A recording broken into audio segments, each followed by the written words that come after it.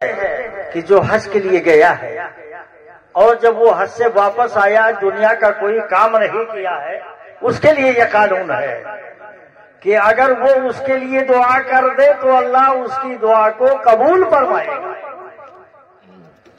لیکن حضرات، منقبت کے نہیں، کچھ زائر طیبہ کے تعلق سے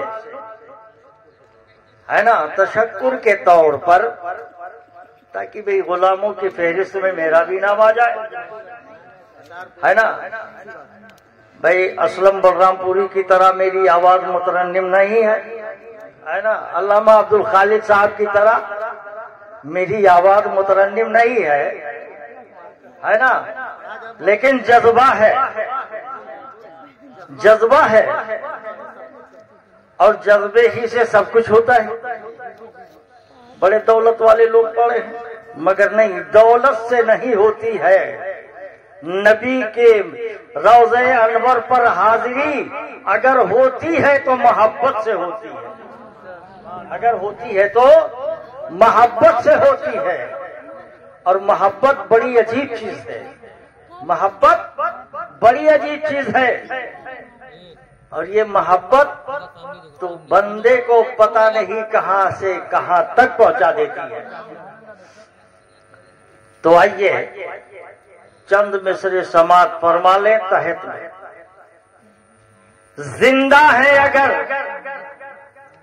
آ جائے گا وہ دن بھی، زندہ ہے اگر آ جائے گا وہ دن بھی، قمر انشاءاللہ، زور سے کہہ دو سبحان اللہ۔ زندہ ہے اگر، یہ جذبہ ہے ایک مومن کی، زندہ ہے اگر آ جائے گا وہ دن بھی قمر انشاءاللہ، اور دیکھے گی نگاہ شوق میری، دیکھے گی نگاہ شوق میری اللہ کا گھر انشاءاللہ، دیکھے گی نگاہ شوق میری اللہ کا گھر انشاءاللہ۔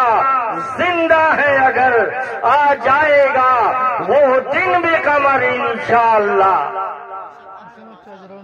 اور معذور صحیح مجبور صحیح، معذور صحیح مجبور صحیح، نادار صحیح لاچار صحیح، معذور صحیح مجبور صحیح، نادار صحیح لاچار صحیح، روزے پہ لٹائیں گے جا کر، روزے پہ لٹائیں گے جا کر اشکوں کے گوہر انشاءاللہ، روزے پہ لٹائیں گے جا کر اشکوں کے گوہر انشاءاللہ۔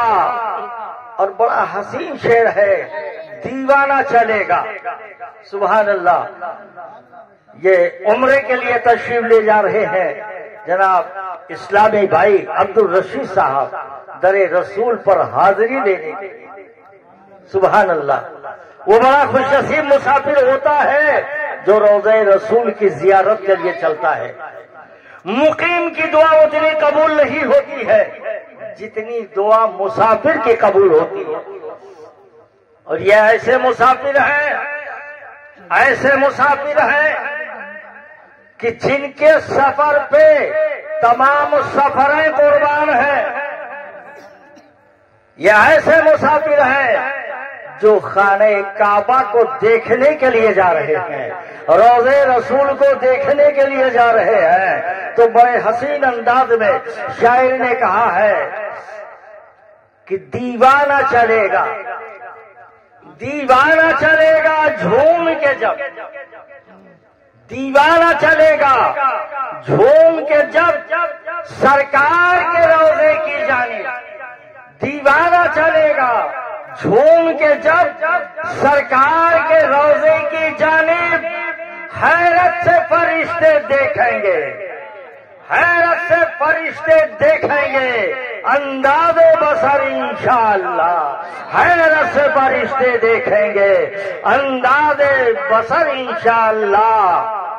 زندہ ہے اگر آ جائے گا وہ دن بھی قمر انشاءاللہ، دیکھے گی نگاہیں شوق میری اللہ کا گھر انشاءاللہ۔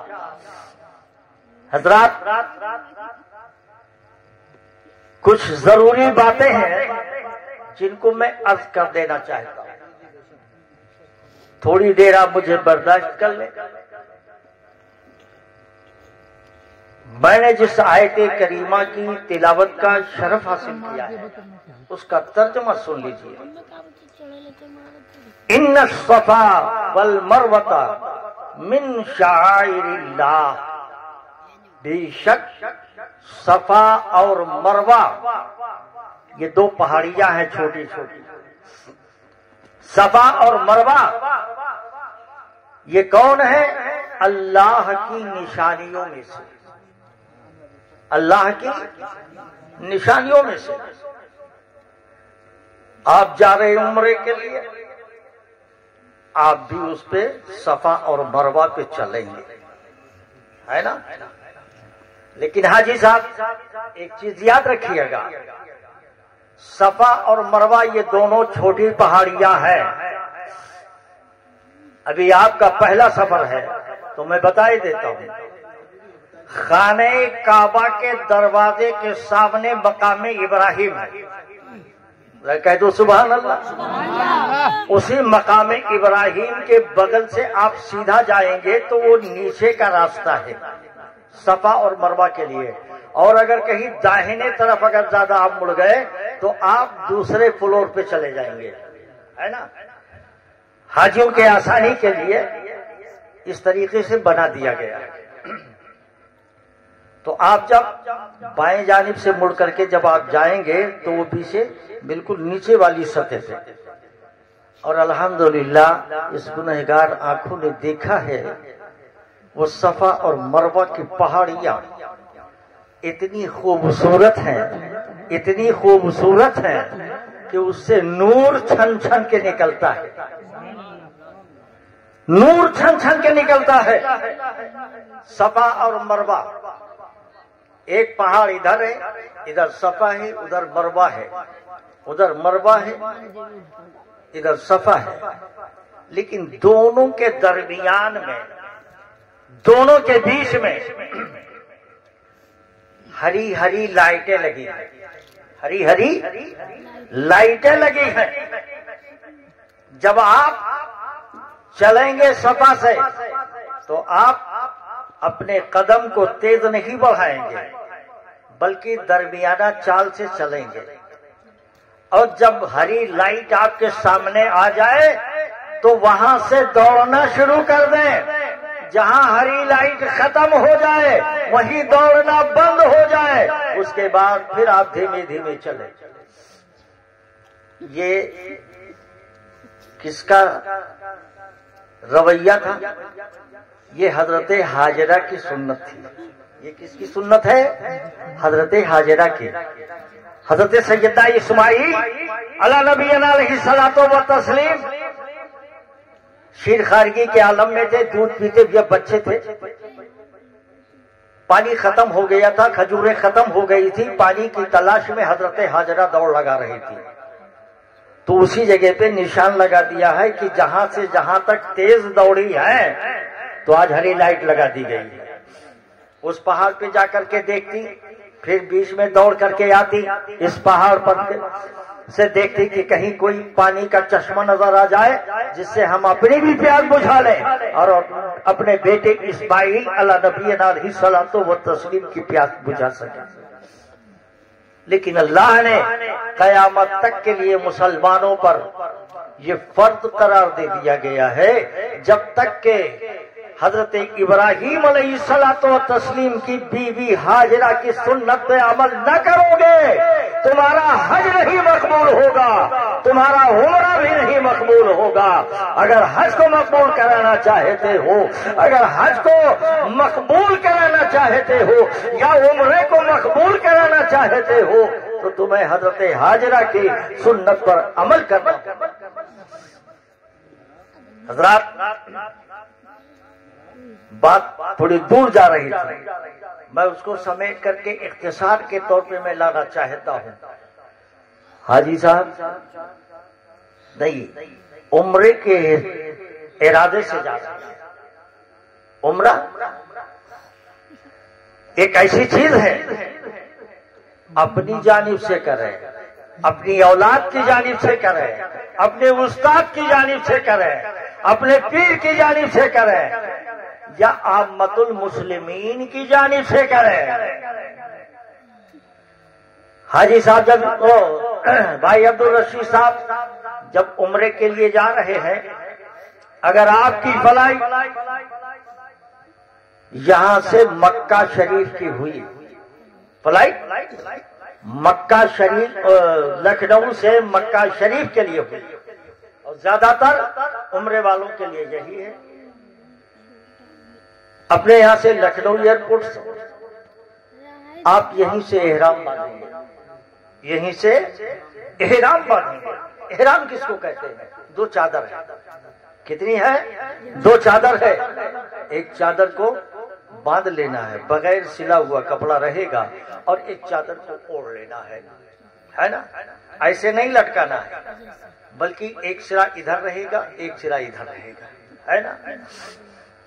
پھر اس کے بعد احرام کی حالت میں جب آپ فلائٹ پہ سوار ہوں گے اور آپ کی فلائٹ جب چلے گی جدہ کی طرف، کہہ دو سبحان اللہ، جدہ کی طرف، اور جدہ ایئرپورٹ پہ جب آپ اتریں گے تو وہاں کے گورنمنٹ کا انتظام ہے، بائی بس آپ کو لے جا کر کے مکۃ المکرمہ میں چھوڑے گی، اور جو رہائش کی جگہ ہوگی، رہنے کا مقام ہوگا، وہاں اپنے سامان کو آپ رکھ دیں گے اور اپنے کمرے میں تالا لگا دیں گے.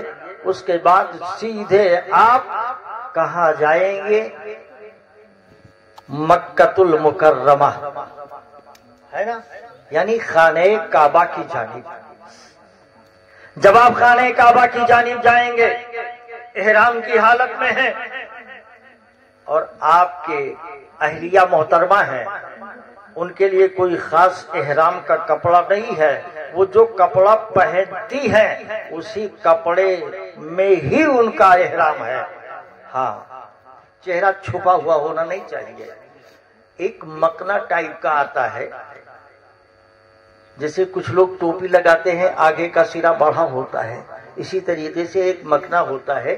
جناب اسلم بلرام پوری صاحب اگر میری آواز سن رہے ہیں، اگر وہ مکنا مل جاتا ہے تو ملے گا، ضرور ملے گا، ایئرپورٹ پہ مل جائے گا، لکھنؤ ایئرپورٹ پہ مل جائے گا. وہی ان کو پہن لینا ہے اور سر کو ڈھانک لینا ہے، تاکہ چہرہ آپ کا کپڑے سے ڈھکے نہ. اور جب کعبے میں پہنچیں گے، جب پہلی نظر پڑے گی کعبے پر، وہ عظمت و جلال والا، تقدس والا گھر، جس گھر میں مولا علی کی پیدائش ہوئی. آج بھی تمام سائنسداں پریشان ہیں. جس گھر میں فاطمہ بنت اسد حضرت علی رضی اللہ تعالیٰ عنہ پیدا ہونے والے تھے، خانہ کعبہ کے ایک کونے سے جب گزری تھی تو خانہ کعبہ نے راستہ دے دیا تھا، اور اسی راستے سے خانہ کعبہ کے اندر جا کر کے وہ تشریف فرما ہو گئی. حضرت مولا علی کی ولادت وہی ہو گئی. لیکن آج تک سعودی گورنمنٹ اس نشان کو مٹا نہ سکی. بہت پلاسٹر کرنے آئے، بہت سب برابر کرنے کے لیے آئے. ظاہر میں تو برابر ہو جاتا ہے، مگر بعد میں پھر وہی شگاف، وہی پھٹن نظر آتی ہے. اسے کون مٹا سکتا ہے؟ کوئی نہیں مٹا سکتا ہے. بہرحال جب آپ خانہ کعبہ میں پہنچے، پہلی نظر خانہ کعبہ پہ پڑے تو ابھی علامہ نے مجھ سے پیشتر بتا دیا ہے کہ جب پہلی نظر پڑے تو آپ کس کے لیے دعا کریں گے؟ نہیں، یہ بتا دیا کہ اللہ ہم کو مستجاب الدعوات بنا دے، یعنی جو دعائیں میں کروں اے اللہ تو اسے قبول فرما لے. اور اگر یہ لفظ عربی کا اپنی زبان میں نہیں ادا کر سکتے ہیں تو یوں کہہ دیجئے، اے اللہ جو جو دعائیں میں تیری بارگاہ میں کروں اللہ اسے قبول فرما لے۔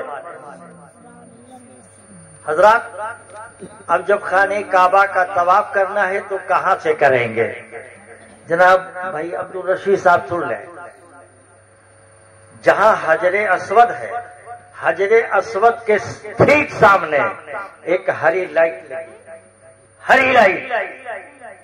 آپ وہیں سے طواف شروع کریں۔ طواف احرام کے حالت میں رہیں گے آپ، طواف شروع کریں اور طواف کی نیت کر لیں، اے اللہ اس طواف کو میرے لیے آسان فرما دے، اللہ اس طواف کو میرے لیے آسان فرما دے۔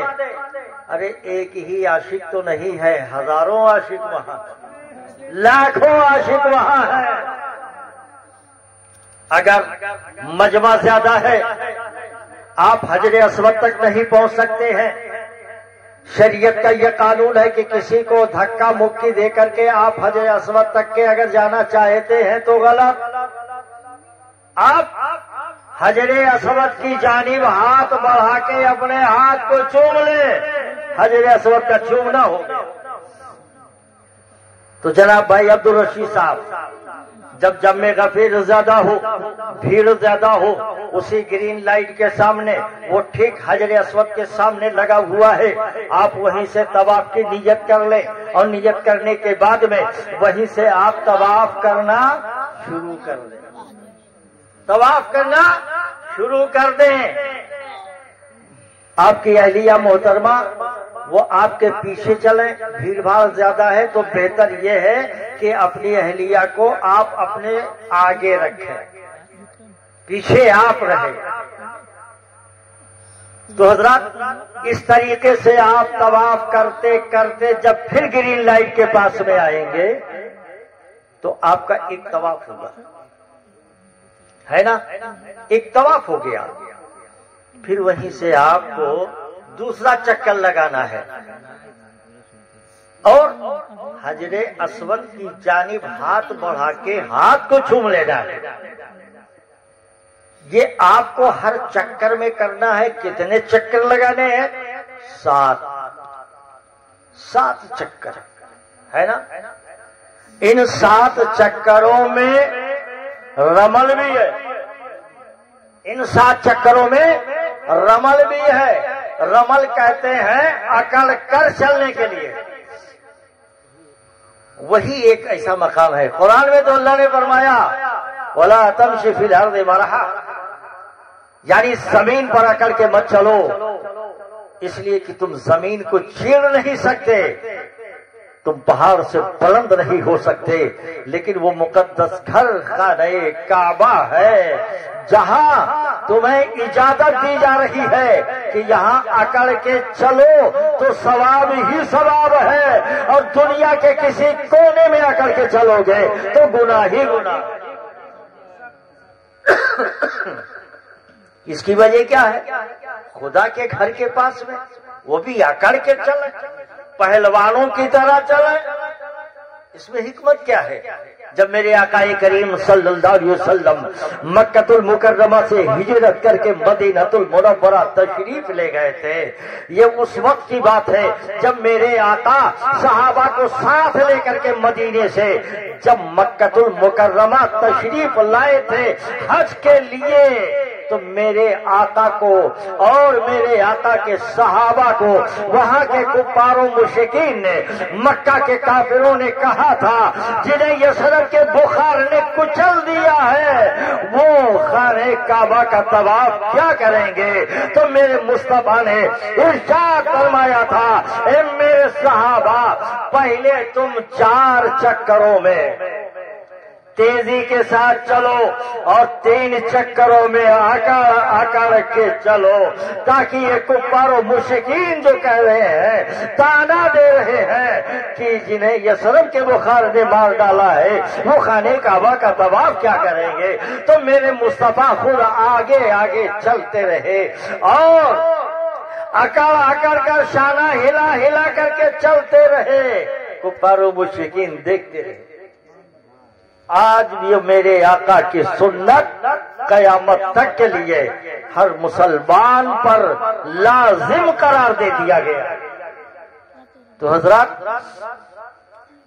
حاجی صاحب جب آپ کا 7 چکر پورا ہو جائے، عمرے کے لیے جا رہے ہیں، 7 چکر جب آپ کا پورا ہو جائے تو مقام ابراہیم ٹھیک خانہ کعبہ کے دروازے کے سامنے ہے، خانہ کعبہ کے دروازے کے سامنے ہے، اور مقام ابراہیم کے پیچھے وہ بھی حرم ہی ہے۔ آپ خانہ کعبہ کا رخ کریں گے، مقام ابراہیم کے سامنے 2 رکعت نماز ادا کریں گے، آپ بھی کریں گے، آپ کی اہلیہ بھی کریں گے۔ میرے اس گنہگار آنکھوں نے دیکھا ہے وہ پتھر جس پہ سیدنا ابراہیم علی نبی علیہ الصلوۃ والتسلیم کھڑے ہو کر کے کعبے کے تعمیر فرما رہے تھے، تو دونوں قدموں کے نشان آج بھی موجود ہیں۔ سونے کا خول چڑھا دیا گیا ہے، میرے گھر میں بھی تھی، میں نے کہا بغور دیکھ لو، ایک نبی کے قدموں کا یہ نشان ہے، پتھر پر انہوں نے بھی زیارت کی، میں نے بھی زیارت کی۔ اب اس کے بعد آپ کو کرنا کیا ہے؟ آب زمزم پہ پیاس بجھانا، کہو سبحان اللہ۔ آب زمزم سے پیاس بجھانی ہے۔ آپ کا چکر پورا ہو گیا، آپ نے صفا مروہ کی ابھی صحیح نہیں کی، چاہے زمزم پہ جا کے پانی پی لیجئے، ہے نا؟ اور یہ وہ پانی ہے جو بھوک کا بھی کام دیتی ہے، بھوک کا بھی کام دیتا ہے اور پیاس کا بھی کام دیتا ہے، اللہ نے وہ تاثیر رکھی ہے۔ اب وہیں سے آپ سیدھے چلے جائیں صفا مروہ کی جانب، اور صفا مروہ کی سعی کریں، یعنی دوڑ لگائیں، تاکہ حضرت ہاجرہ کی سنت ہو جائے اور سنت پہ عمل ہو جائے۔ اس کے بعد جب آپ فارغ ہو جائیں گے تب آپ کو آنا ہے اپنے سر کو چھلانا، اپنے سر کو چھلانا ہے، اور چھلانے کے بعد اب آپ اپنے احرام کو اتار دیں، سلا ہوا کپڑا پہن لیں، احرام کو اتار دیں اور سلا ہوا کپڑا پہن لیں۔ اب اگر آپ کو اور کرنا ہے، عمرے کے لیے جا ہی رہے ہیں، سب کے طرف سے کر سکتے ہیں، والدین کے طرف سے کر سکتے ہیں، چاہے وہ زندہ ہوں چاہے وہ مردہ، پیر کے نام سے کر سکتے ہیں، پیر چاہے زندہ ہو یا آرام کر رہے ہوں اپنی قبر میں، جس کے نام سے اگر آپ عمرہ کرنا چاہتے ہیں تو مکہ المکرمہ سے مسجد عائشہ تشریف لے جائیے اور احرام کو لیتے بھی جائیے، اور وہاں جانے کے بعد وضو بنائیے، اور وضو کر لینے کے بعد آپ سلا ہوا کپڑا اتار دیجئے، احرام کو پہن لیجئے، اور احرام پہننے کے بعد میں وہاں 2 رکعت نماز نفل ادا کیجئے مسجد عائشہ میں۔ اب کسی کے بھی نام سے آپ کر سکتے ہیں۔ تو اس طریقے سے جتنا عمرہ آپ کو کرنا ہے آپ اتنا کریں گے، مکہ میں رہ کر کے مسجد عائشہ سے۔ یہ چھوٹا عمرہ کہلاتا ہے، یہ چھوٹا عمرہ کہلاتا ہے۔ بڑا عمرہ کسے کہتے ہیں؟ وہ مسجد خیف ہے، وہ مسجد خیف ہے، لیکن وہ تھوڑا دور ہے، اس لیے جلدی لوگ وہاں نہیں پہنچ پاتے ہیں، چھوٹا ہی عمرہ کر کے چلے آتے ہیں۔ اگر اللہ توفیق دے تو مسجد خیف بھی جائیں اور بڑا عمرہ بھی ادا کر لیں۔ حضرات، مدینہ شریف میں کم سے کم 10 دن کا تو حساب ہوگا، عمرے میں بھی حج کے بھی درمیان میں ہی۔ بہرحال جب آپ مدینہ شریف میں جائیں، وہ میرے سرکار ارشاد فرماتے ہیں من زارا قبری وجبت لہو شفاعتی، جس نے میرے قبر کی زیارت کی میری شفاعت اس پر واجب ہو گئی۔ سرکار فرماتے ہیں، اب جناب بھائی عبدالرشید صاحب جب روضہ رسول پہ حاضری دینے کے لیے جائیں گے تو یہ خود بھی اپنی آنکھوں سے دیکھیں گے، ان کی زوجہ محترمہ بھی دیکھیں گی کہ سرکار کے روضہ اقدس سے، سرکار کے روضہ اقدس سے ملا ہوا وہ تھوڑی سی جگہ ہے جسے سرکار نے فرمایا تھا کہ یہ جنت کی کیاریوں میں سے ایک کیاری ہے جسے ریاض الجنہ کہا جا رہا ہے، اور وہاں سرکار کا ممبر شریف بھی ہے، سرکار کا ممبر شریف بھی ہے۔ اس گنہگار کو 2 بار موقع ملا تو ممبر شریف کے پاس ہی میں ملا، 2 رکعت نماز آپ کو وہاں ریاض الجنہ میں ادا کرنی ہے۔ اس کے بعد آپ کو باہر نکلنا ہوگا، اپنے نبی پہ سلام پڑھتے رہیے، اپنے نبی پر سلام پڑھتے رہیے۔ میرے آقا جتنا یہاں سے سنتے ہیں اتنے ہی مدینے سے سنتے ہیں، دور و نزدیک کے سننے والے وہ کانے لالے کرامت پہ لاکھوں سلام۔ آقا کریم صلی اللہ علیہ وسلم کی بارگاہ میں آپ حاضری دیں گے، اور وہی پہلو میں سیدنا ابوبکر صدیق بھی ہے، وہی پہلو میں حضرت سیدنا عمر فاروق اعظم ہے۔ آپ دیکھیں گے لکھا ہوگا، روضہ رسول کے سامنے لکھا رہے گا، سیدنا ابوبکر صدیق رضی اللہ تعالیٰ عنہ کے روضے کے سامنے لکھا رہے گا، سیدنا عمر فاروق اعظم کے روضے کے سامنے لکھا رہے گا، جس سے یہ آپ پہچان لیں گے کہ یہاں حضرت عمر فاروق اعظم کی قبر مبارک ہے، اور یہاں حضرت ابوبکر صدیق رضی اللہ تعالیٰ عنہ کی قبر مبارک ہے، اور جس پہ یہ لکھا رہے گا ان الذین یغضون اصواتهم فوق صوت النبی۔ اے لوگو، اے ایمان والو، اپنی آواز کو نبی کی آواز پہ مت بلند کرو۔ سمجھ جانا یہی روضہ رسول ہے، یہی روضہ رسول ہے۔ ٹھیک مواضحہ شریف کے سامنے آپ اپنے نبی پہ سلام پڑھتے رہے، آنکھوں سے آنسو روا رہے، جس طریقے سے میرے سرکار اعلیٰ حضرت نے پڑھا تھا۔ کہاں نبی کی بارگاہ میں کعبے کے بدر تجا تم پہ کروڑوں درود دل میں پڑھ رہے تھے، چلا کے نہیں پڑھ رہے تھے۔ مصطفیٰ جان رحمت پہ لاکھوں سلام، اس لیے کہ نبی کی بارگاہ میں بلند آواز سے پڑھنا ہی منع ہے، دل سے پڑھنا ہے، آہستہ پڑھنا ہے۔ نبی تو راز دل کو جانتے ہیں۔ تو حضرات وہاں آپ صلاۃ و سلام پڑھتے رہیں، اور اپنی دل کی جو حسرتیں ہیں اپنے نبی کی بارگاہ میں پیش کر دیجئے، یقیناً میرے نبی کا کرم ہوگا تو آپ کی ساری کلفتیں مصیبتیں آرام میں تبدیل ہو جائیں گی، اور جب روضہ رسول پہ حاضری ہو تو میرے آقا کے گناہگار امتیوں کا بھی خیال کر کے اپنے نبی پہ سلام پیش کر دینا۔